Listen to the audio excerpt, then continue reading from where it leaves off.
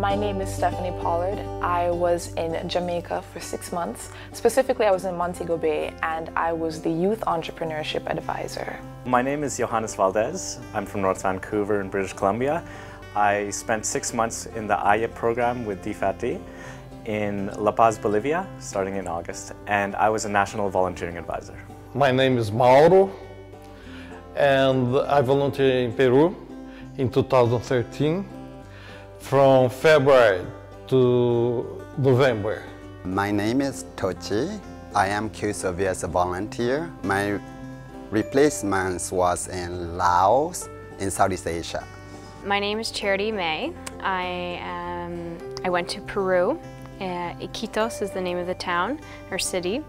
And my volunteer position was a youth social worker. My name is Carolyn Vincent. I was placed in Zanzibar, Tanzania for 1 year. My position was educational leadership facilitator, and I was partnered with the Ministry of Education in Zanzibar.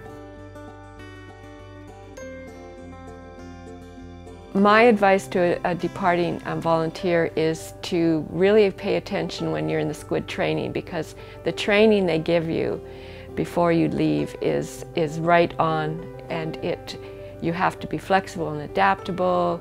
You have to want to work with others. You need to really be sensitive to the needs of others and to the new culture that you're coming to. Oh, I felt very welcome.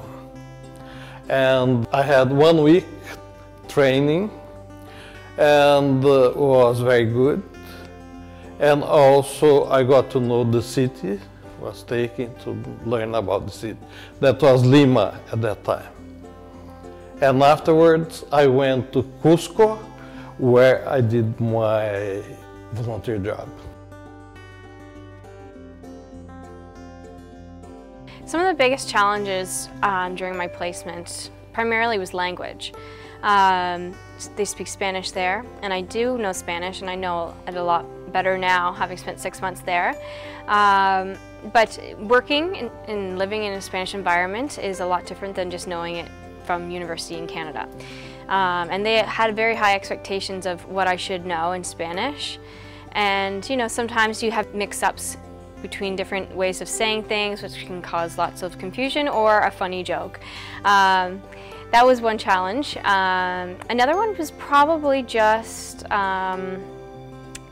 in some ways it was hard to live somewhere so far away from the rest of the world. I felt isolated sometimes, and that was something you had to get used to.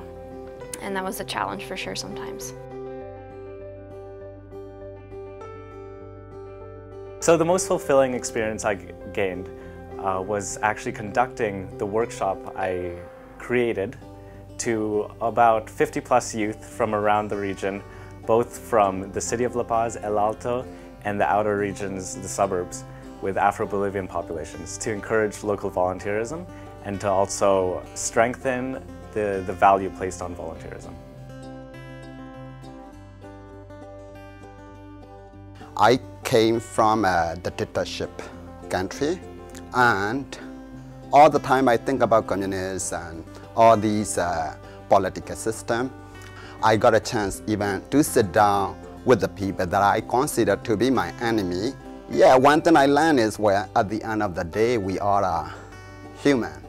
And once I got a chance to talk with them and sit down with them, actually it was a good opportunity for me to be able to see all these people in power under the name of communists, and it was quite meaningful. It's a learning process, and I grew up a little bit just because of KISA. To sort of answer the question differently, I'm not sure if there was anything I wish I knew beforehand, because I went on my placement with a completely open mind. So rather than sort of focusing on things that I didn't know, I was sort of focusing on things that I hoped to learn. And I definitely learned that I was more resilient than I thought I was. It definitely dug up some skills that I didn't know that I had.